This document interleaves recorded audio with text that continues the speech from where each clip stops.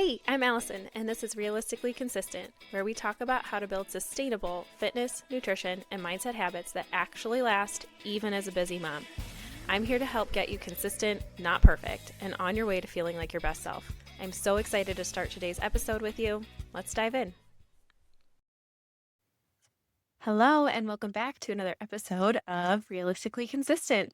Today, I wanted to take some time to specifically talk about Thanksgiving, but honestly, you can apply this to any holiday. Thanksgiving just happens to be coming up in just a few days. So I really wanted to take some time to address it because I feel like I have a little bit of a love hate relationship with Thanksgiving and I want to get into it. So, whether you have weight loss goals, you're hoping to maintain through the holidays, or honestly, you just hate coming out of Thanksgiving feeling bloated and just all around kind of gross for like a week, because let's be real, sometimes those meals, that really heavy stuff, can throw us into a tailspin for like a week.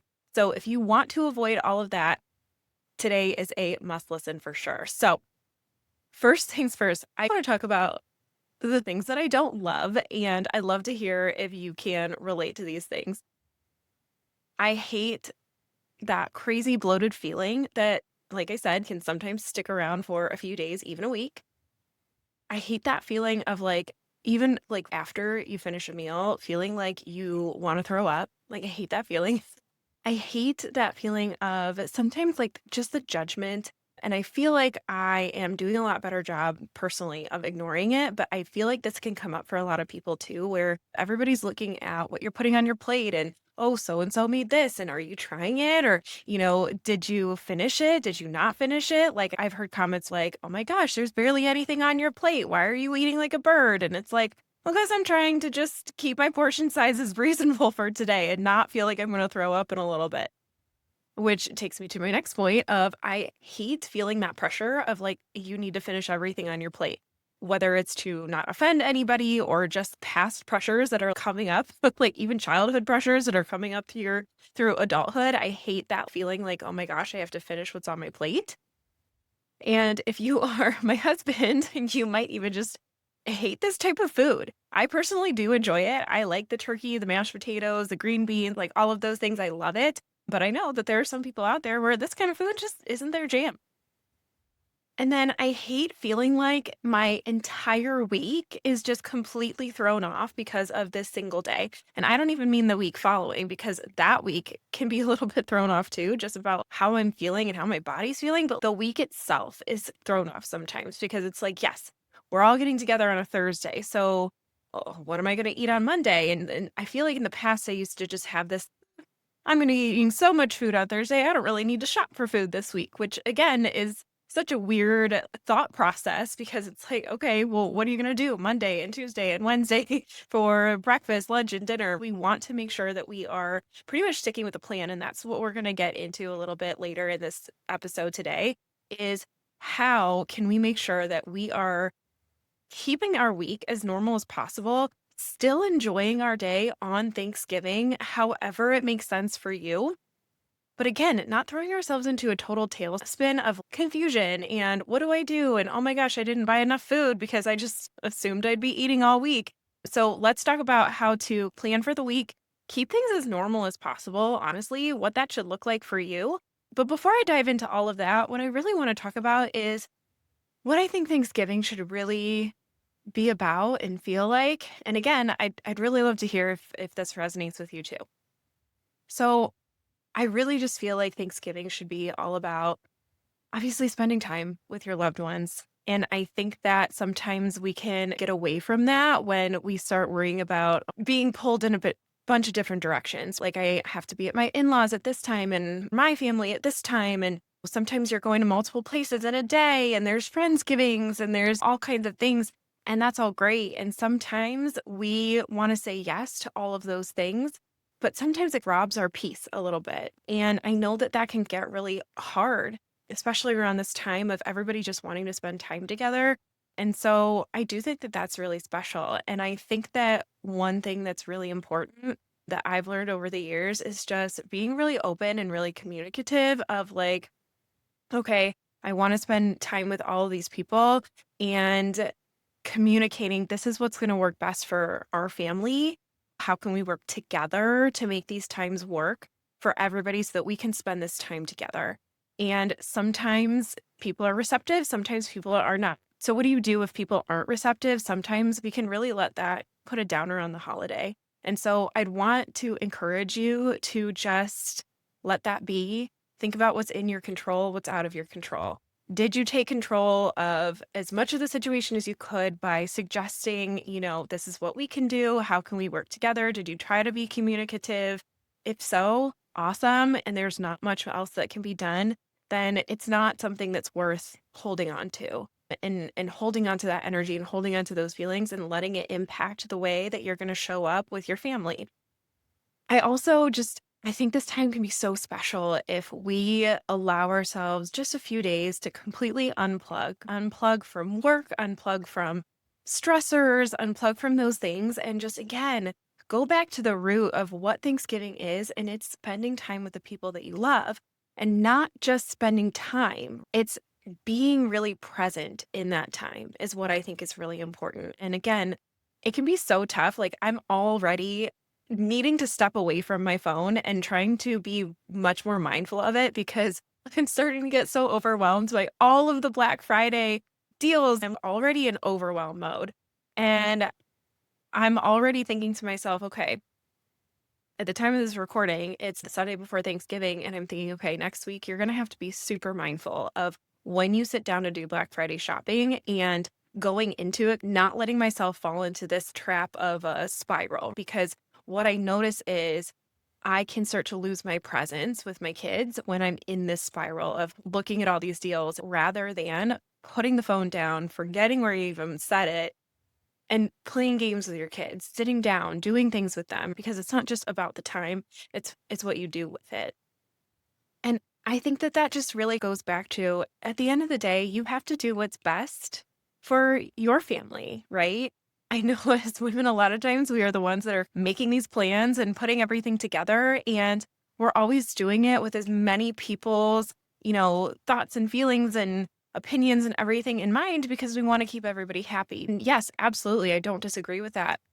But at the same time, at the end of the day, I know for me, I want to do what's best for my family. And I think what's best for my family when I really zoom out and look at the big picture is, how are my kids going to feel when they look back on these days? Are they going to feel my stress of trying to make all this food and make it look pretty and presentable and going above and beyond, and that causing me stress and, feeling frustrated and bickering with my husband because, oh, we didn't get to go here or there or whatever. What are they going to remember?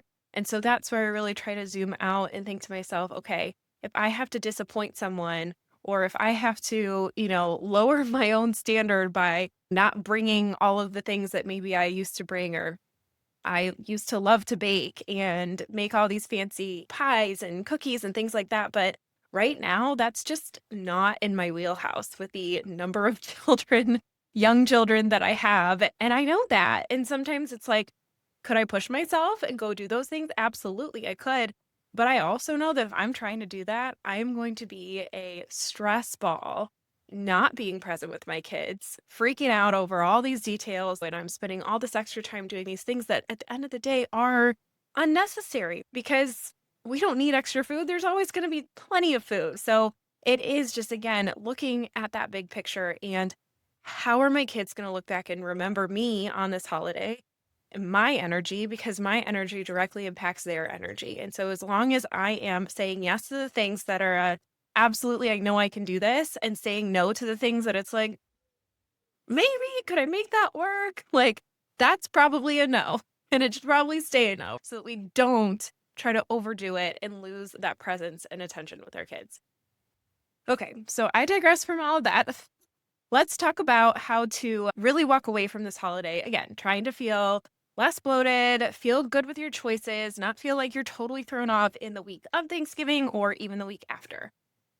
So, as I mentioned before, we want to keep your week of Thanksgiving as normal as possible. So, if you've listened to any of my previous episodes, I really want to drive home the fact that these habits walking, water, alone time, eating protein, eating whole foods, prepping your week. And I don't mean by meal prepping and making a ton of things in containers and everything like that, but having a plan of what you and your family are going to eat for the week to stay consistent. Maybe it'll look a little bit different this week, but we want to still do that in a capacity, right? We still want to make sure that we are doing all of those things every single day. Okay. The release day of this is Monday. So if you didn't already, I highly encourage you to just sit down for a second and map out what are you and your family going to eat today, Tuesday, Wednesday. We already know that Thursday's Thanksgiving, but again, everybody has different schedules. Maybe your family's getting together on Friday instead or Saturday instead or whatever it might be, right? But map out that day so that you know what you need to have in your house to feel successful, okay? Make sure that you still have your breakfast and some lunches and whole foods readily available so that you can grab those high protein snacks, whatever it might be for you. Make sure that you still have those things in your house. Also, plan to make sure that you're still drinking plenty of water throughout the week, right? That's one of those habits that we talked about that is going to just do wonders for your body. So, again, don't lose sight of this can still be a normal week. We're still going to do water. We're still going to get our steps in and just be mindful of movement, however that may look. Maybe this week you don't get to do as many workouts because you are busier in the kitchen, cooking and doing kinds of things like that. That's okay. Honestly, that's what we call a neat workout anyways, non-exercise activity thermogenesis. So you're still up and moving about the kitchen, stuff that you wouldn't have done prior. So you're still getting steps in, you're still being active in some way. So don't stress if you don't get the workouts in, okay? Don't beat yourself up over missing, you know, hit class that you normally go to in the week when you know that you're up and moving a little bit more. So just be mindful of your steps and don't beat yourself up over the fact that this week might look a little bit different. I also highly recommend to tackle things in bite-sized pieces throughout the week as much as you possibly can. So what that might look like is, can you hit the grocery store on Monday or Tuesday after work? Can you prep one of your dishes or a couple different dishes on Wednesday night instead of saving every single thing for Thursday? Can you even figuring out like outfits? What are your kids going to wear? What are you going to wear? Can you figure that out in advance? Because we know that as you can check things off on your list, you're just emptying out your brain space and allowing for more peace and presence and calm. And then when we're talking about on the actual day or, whatever holiday, in this case, it's Thanksgiving, but when we're talking about that, think about what your day is going to look like and try to keep it as normal as possible. Okay. So, again, don't skip breakfast. Don't starve yourself all day long leading up to this, 2 p.m. lunch. So then by the time 2 p.m. rolls around, you are so starving. And so you do end up overeating. And then you're going to feel that like sick feeling afterwards. You want to still make sure that you are eating throughout the day leading up to those meals. Maybe if you're like me, I have breakfast with my family and we do a big brunch. Then I'm at my in laws for lunch, and then I'm back at my parents for a dinner. So it's a lot of different meals that are all heavy all throughout the day. And again, that's okay because I know that I'm going to get my breakfast in like I normally do. Okay. Sometimes if that turns into a brunch and we're not eating till 11, I will still eat my normal breakfast at around 8 a.m. because I try to eat within an hour of waking up. That's just what my body needs. That's what my body responds best to. And it's something that I talk about when I'm talking about the habits, and I can bring this into some future episodes as well. But if I know I'm not even eating until closer to 11, I will still eat like eggs and sausage, like a normal breakfast. And then when we do get to these meals, what's really just important is to pay attention to your portion sizes. We have such this mindset of Thanksgiving's this day for overindulgence and calories don't count. And, that's fine. If you want to have that mindset for this one day, that is fine. But then don't complain about feeling overly stuffed and bloated and what the scale's going to say the next day and things like that. If you do want to come out of this day feeling like, oh my gosh, I still enjoyed myself and I didn't overdo it, then it's just being mindful. Calories do still count. The amount of food that you eat does still count on this day. doesn't mean that you should say no to things. It doesn't mean that you should restrict yourself. It just means that you want to be really aware of the portions that you're taking, number one. And number two, really mindful and aware of how your body feels. At the end of the day, you are here to enjoy this food and the time, like we talked about, but you're enjoying the experience of eating this food. You're still enjoying that experience if you take a small amount of it and eat it slowly and really enjoy and savor it versus taking a huge helping that your body really doesn't need and wolfing it down in the same amount of time that maybe you could have eaten a smaller portion more slowly. How are you going to feel at the end of each? Okay. And when I say small portion, I'm not saying, oh my gosh, just eat a couple crumbs. I'm saying eat enough so that you're going to feel satisfied. When you're filling your plate, take a look at all of your options. Go for protein first. Make sure that you are able to fill up on some sort of like fruits, vegetables, things like that. Again, like love green bean casserole, and that's always like a staple for me.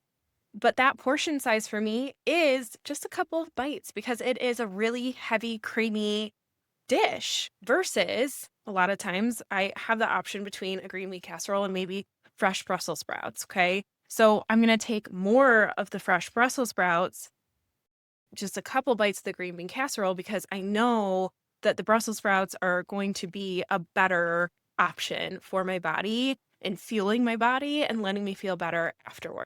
Something else that can be really helpful is if it's an option, choose a smaller plate size.